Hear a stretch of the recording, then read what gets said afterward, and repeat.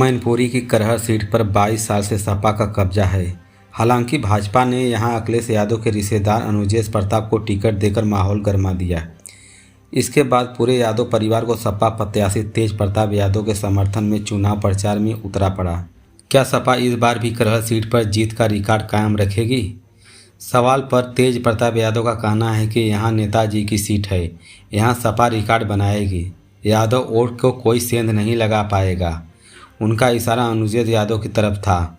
शिवपाल के चुनाव में गड़बड़ी करने वालों का नाम नोट करने के सवाल पर तेज प्रताप ने कहा, कई घटनाएं हुई, वीडियो आए, चुनाव आयोग ने ऐसा कुछ नहीं किया। लगे सरकार को उनका डर है।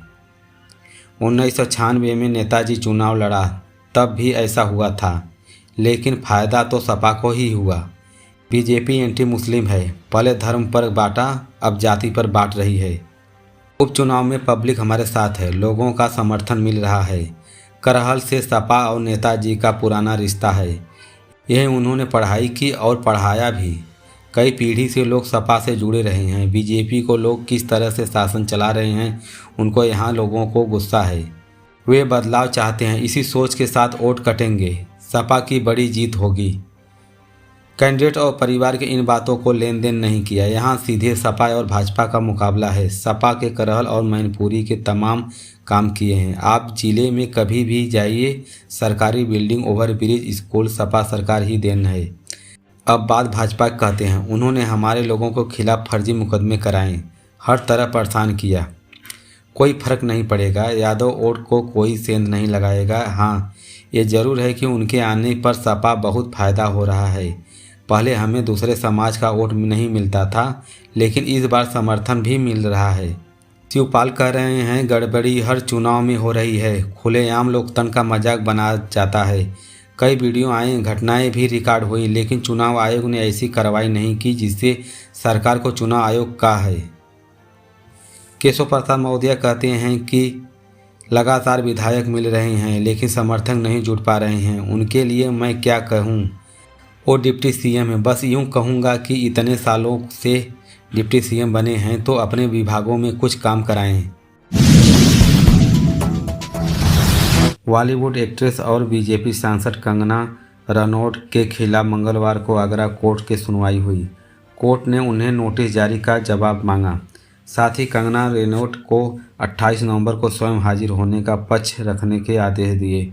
दरअसल इसी साल 2024 को कंगना ने एक इंटरव्यू के दौरान दैनिक भास्कर से कहा था कि किसान आंदोलन के समय रेप मर्डर हुए, बिल वापसी न होती तो प्लानिंग लंबी थी।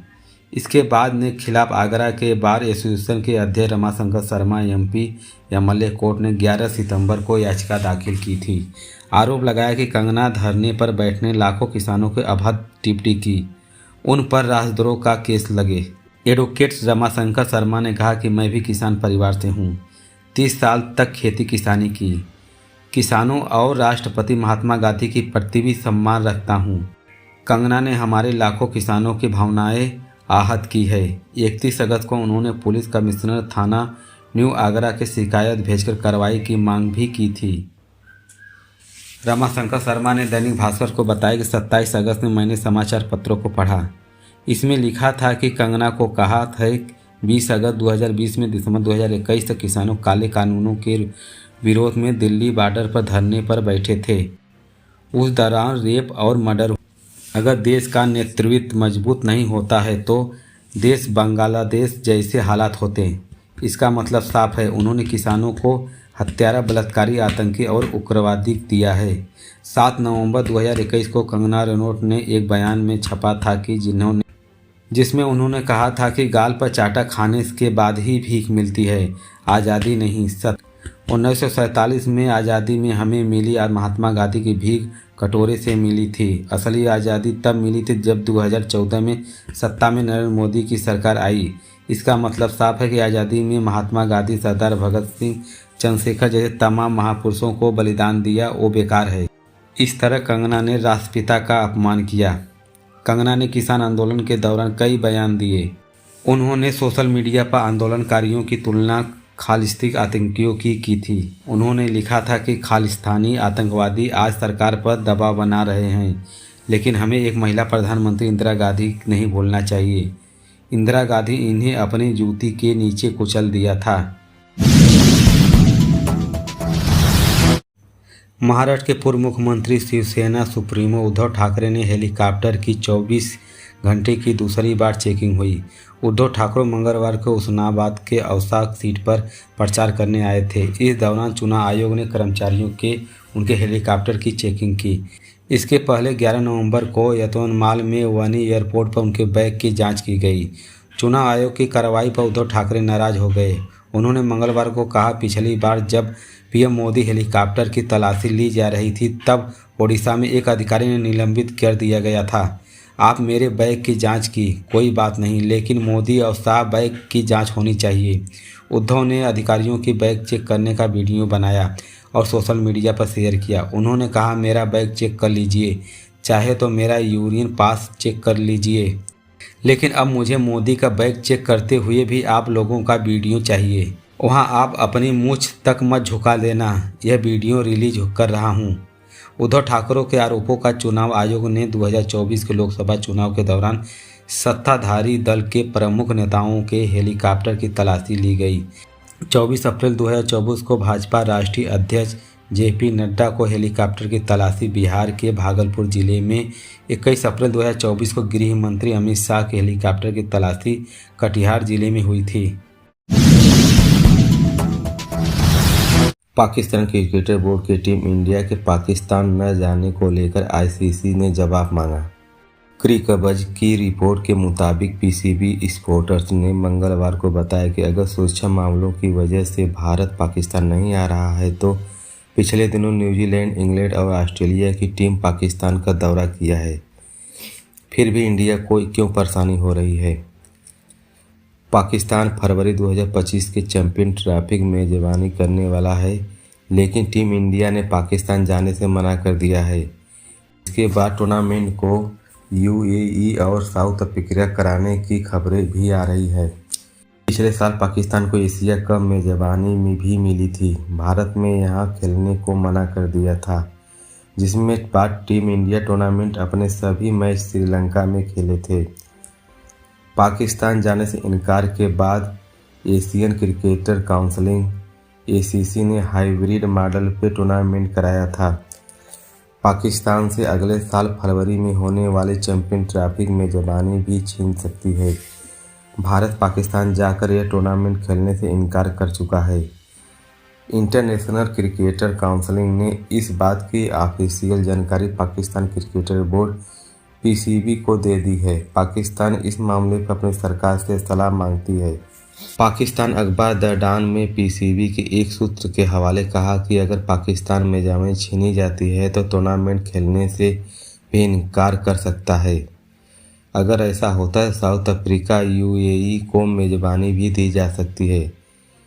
तनावपूर्वक राजनीतिक संबंधों चलते भारतीय टीम 2008 के बाद पाकिस्तान में खेलने नहीं गई है।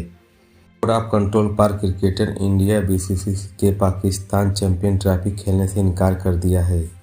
आईसीसी ने इस बात की जानकारी अधिकारी मेल के पाकिस्तान क्रिकेटर पीसीबी को दे दी है। पीसीबी पहले ही साफ कर चुका है कि वह हाइब्रिड मॉडल चैंपियन ट्रॉफी नहीं कराएगा। हाइब्रिड मॉडल यानी चैंपियन ट्रॉफी भारत के मुकाबले न्यू वैल्यू पर हो और बाकी टूर्नामेंट पाकिस्तान में खेला जाए। पिछले साल सितंबर एशिया कप खेला पाकिस्तान को इसकी मेजबानी मिली थी, लेकिन भारत पाकिस्तान जाने से इनकार कर दिया। इसके बाद एसीसी यह टूर्नामेंट हाइब्रिड मॉडल से कराया। भारत के सभी मुकाबले श्रीलंका में खेले गए, बाकी टूर्नामेंट पाकिस्तान में हुआ। पाकिस्तान भारत से अपना मुकाबला श्रीलंका में खेला। पाकिस्तान की टीम पिछले साल वनडे वर्ल्ड कप खेलने के लिए भारत आई थी। तब इंडिया पाकिस्तान के बीच अहमदाबाद में 14 अक्टूबर को मुकाबला खेला गया था।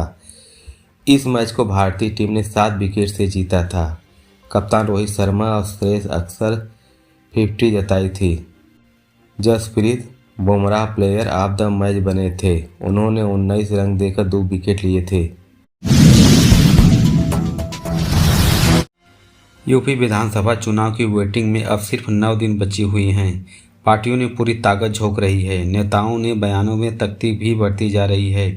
भाजपा और सपा को पोस्टर वार के तेजी बढ़ रहा है। लखनऊ में बीजेपी मुख्यालय पर भाजपा का नया पोस्टर लगाया गया, जिसमें लिखा है कि अली नहीं बजरंगबली चाहिए। महाराष्ट्र के अकोला में सीएम ने मल्लिकार्जुन खड़गे पर निशाना साधा। आजकल कांग्रेस राष्ट्रीय अध्यक्ष मल्लिकार्जुन के मेरे ऊपर लाल पीले हो रहे हैं। खड़गे जी, मेरे ऊपर गुस्सा मत करिए, मैं तो आपकी उम्र का सम्मान करता चाहता हूँ। आपको गुस्सा करना है तो हैदराबाद निज़ाम पर करिए, जिस हैदराबाद निज़ाम कलाकारों ने आपके गांव को जलाया था, हिंदुओं की निर्भर हत्या की थी, आपकी पूज्य माता को, बहन को, आपके परिवार को, सदस्यों को जलाया। इस सच्चाई को देश के सामने रखिए। जब भी बटेंगे तो इसी प्रकार निर्मल कटेंगे। इधर अमेठी में सपा ने पोस्टर लगवाए हैं। इनमें लिखा है कि अखिलेश जी फियर हैं, भाजपा का अंत नियर है, जितना चुनाव टालोगे उतना बुरा होंगे। 2027 में सत्ताधारी अखिलेश यादव ने ये पोस्टर सपा महिला जिला अध्यक्ष गुंजन सिंह ने लगवाए हैं। महाराष्ट्र के अकोला में यूपी के सीएम योगी आदित्यनाथ ने कहा कि आजकल कांग्रेस के राष्ट्रीय अध्यक्ष मल्लिकार्जुन खड़गे के ऊपर लाल पीले रंग है। खड़गे जी ने मेरे ऊपर गुस्सा मत करिए, मैं तो आपकी उम्र का सम्मान करता हूँ।